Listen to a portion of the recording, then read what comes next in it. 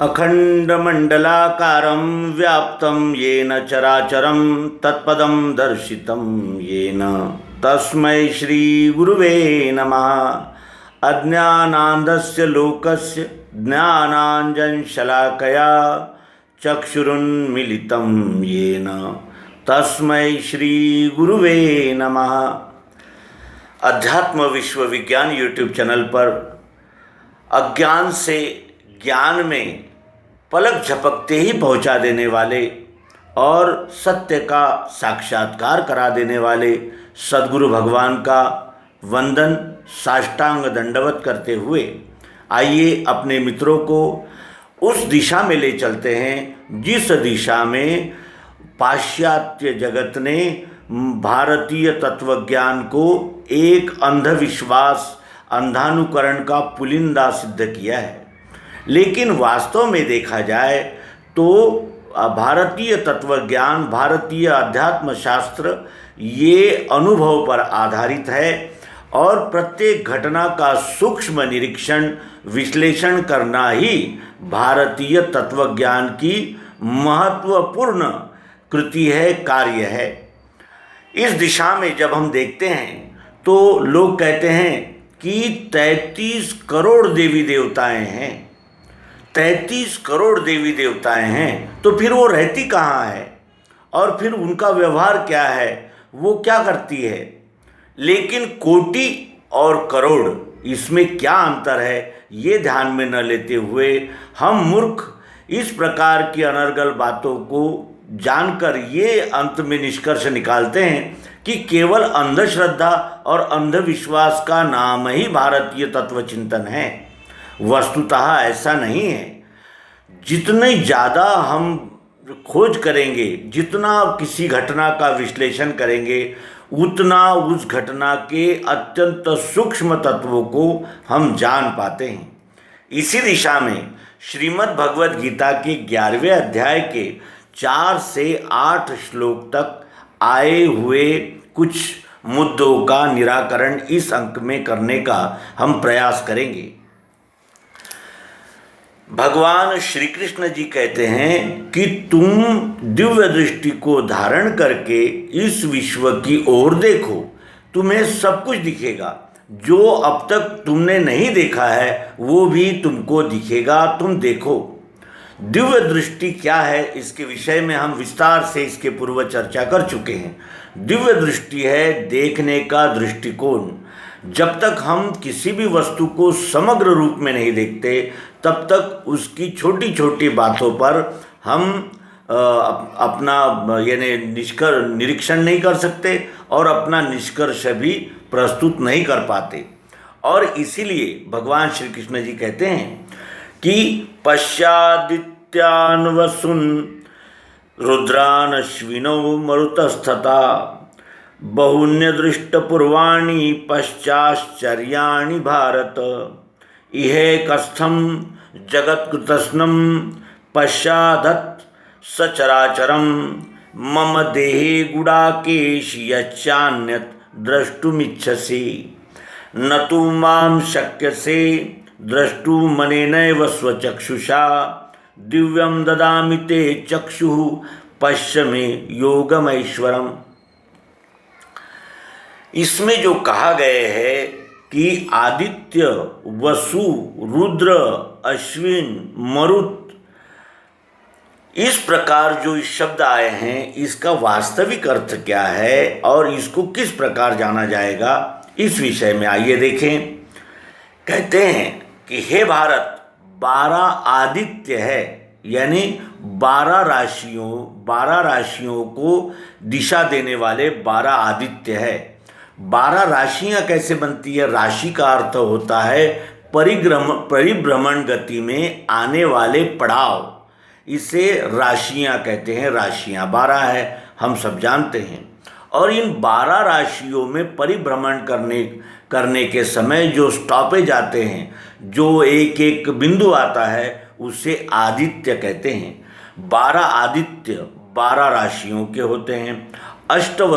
अष्टवसु का उल्लेख इसमें है। वो होते हैं 8 प्रकार की अग्नि। अग्नि एक ही प्रकार की नहीं होती, 8 प्रकार की होती है। एकादश रुद्र अर्थात पंच प्राण। कौन से प्राण है पंच प्राण? प्राण, व्यान, उदान, अपान और समान। ये पंच प्राण, पंच उप प्राण, कूर्म, नाग, इस प्रकार के वो पंच उप प्राण हैं। और एक मन, मन भी क्या है? रुद्र है। इस प्रकार 11 एकादश रुद्र। एकादश रुद्र है पंच प्राण, पंच उप प्राण और एक मन। 2 अश्विनी कुमार, 2 अश्विनी कुमार है। इस प्रकार 33 यज्ञीय देवता है। जब भी हम यज्ञ करते हैं तो इन 33 देवों को यानी उल्लेख करके हम आहुति देते हैं यज्ञ में। ये यज्ञ देवता है 33, और इसी का अपभ्रंश करके लोगों ने कोटि इस शब्द का अपभ्रंश किया और उस कोटि को करोड़ बना दिया।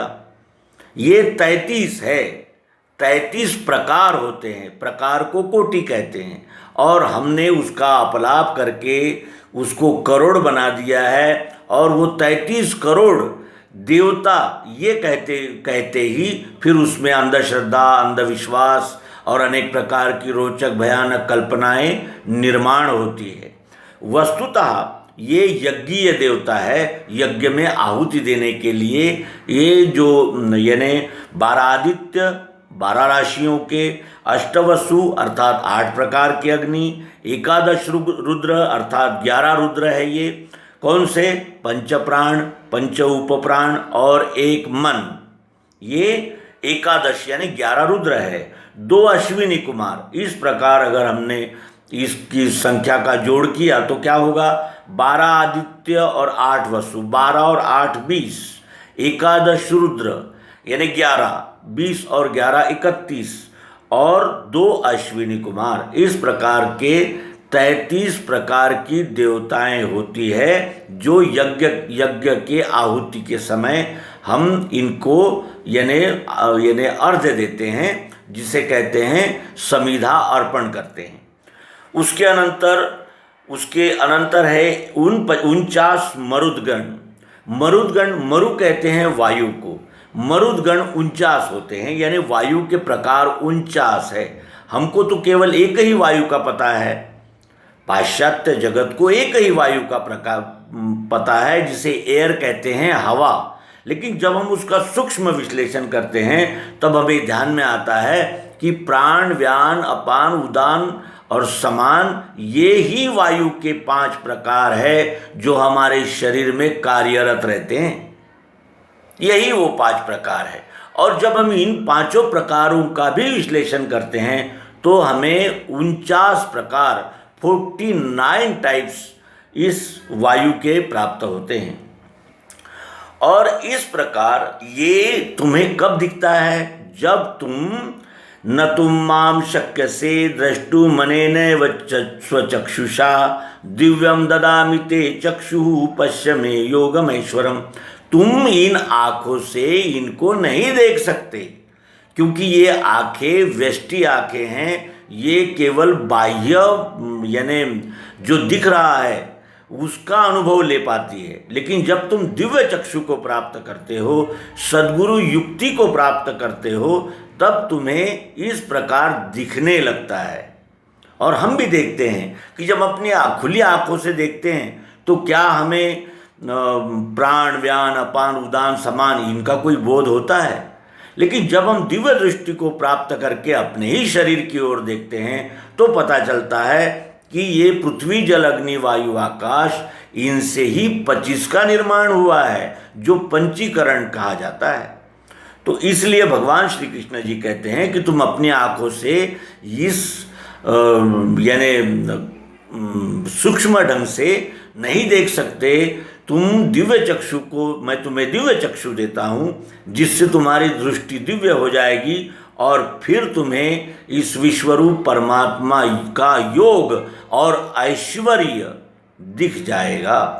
तो इस प्रकार इन 11वें अध्याय के 4 से 8वें श्लोकों का विवरण हमने यहाँ प्रस्तुत किया है। आइए पुनः इन श्लोकों को देखें। पश्चादित्यान् वसून् रुद्रानश्विनौ मरुतस्तथा बहून्य दृष्टपूर्वाणि पश्चाश्चर्याणि भारत इह कस्थम जगत्कृतस्नं पश्चाद् सचराचरं मम देहे गुडाकेश यच्चान्यत् द्रष्टुमिच्छसि न तु मां शक्यसे द्रष्टुमनेनैव स्वचक्षुषा दिव्यं ददामि ते चक्षुः पश्य मे योगमैश्वरम। मेरे एक ही देह में मैं विश्वरूप हूँ, मेरे विश्व इस एक ही देह में देख ले, ये सारे प्रकार तुम्हें दिख जाएंगे। लेकिन कब? जब हम अपनी दृष्टि को व्यष्टि भाव से हटाकर पारमेष्टि भाव में लाएंगे और इस विश्व को ही एक इकाई मानकर जब देखेंगे तभी ये सब दिखेगा, अर्थात इसका अनुभव आएगा, इसको हम जान सकेंगे। तो मित्रों, हम श्रीमद् भगवद गीता अध्ययन के मालिका में उपस्थित है और श्रीमद् भगवद गीता का सूक्ष्म अध्ययन करते हुए उनके निष्कर्ष और निकष और उनकी कसौटियाँ और उनसे प्राप्त होने वाले बोध को ग्रहण करके हम भी समस्त अंधश्रद्धा, अंधविश्वास और अंधानुकरण से बाहर आएंगे और सद्गुरु योग युक्ति को प्राप्त करके इस विश्व को ही परमात्मा जानकर इस विश्वरूप परमात्मा की अनन्य भाव से सेवा करेंगे। इसी सत संकल्प के साथ नर्मदे हर सद्गुरु भगवान की जय।